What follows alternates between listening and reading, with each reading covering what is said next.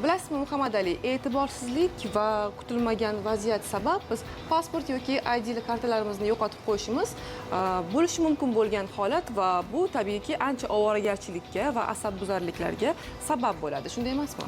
Mutlaqo to'g'ri. Buning ustiga hujjatni yo'qotgani uchun alohida ma'muriy jarima to'lash majburiyati ham bor edi, lekin bu bo'yicha juda quvonarli va fuqarolar uchun yengillik yaratadigan yangilik kutilmoqda.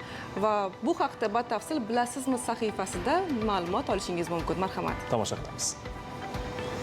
Yaqinda bozorga xarid uchun borayotgan Xomidboyga notanish raqamdan qo'ng'iroq qilib, bankdanmiz. Sizning hisobingizga kiber hujum bo'lishi mumkin. Telefoningizga kelgan kodni ayting, biz sizni himoya qilamiz deyishdi. U esa hovliqa kodni aytdi. Xarid bitdi, to'lov qilish vaqti keldi. Sotuvchiga berilgan kartada esa 1 so'm ham yo'q edi.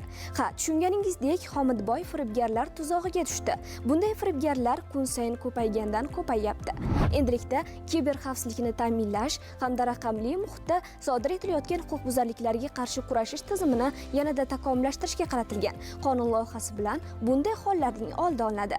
Agar kiber xavfsizlik talablariga rioya etilmagani yoki shubhali operatsiyalarni oldini olish choralari ko'rilmagani oqibatida fuqarolarga moddiy zarar yetkazilsa, bu zararni qoplash majburiyati bank, to'lov tizimi operatori yoki to'lov tashkilotlari zimmasiga yuklanyapti. Masofaviy davlat xizmatlaridagi shaxsiy akkauntlarni yoki SIM kartalarni g'arazli maqsadlarda boshqa shaxslarga berish, shuningdek o'zgalarning akkaunti yoki raqamidan noqonuniy foydalanish uchun ma'muriy javobgarlik belgilanyapti.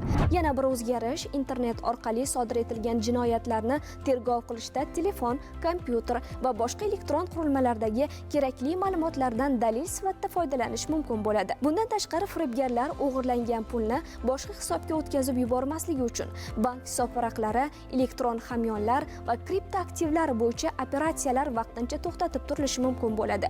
Bu o'g'irlangan mablag'larning boshqa shaxslarga o'tkazib yuborilishini oldini olishga xizmat qiladi. Bu esa sud nazorati ostida amalga oshiriladi.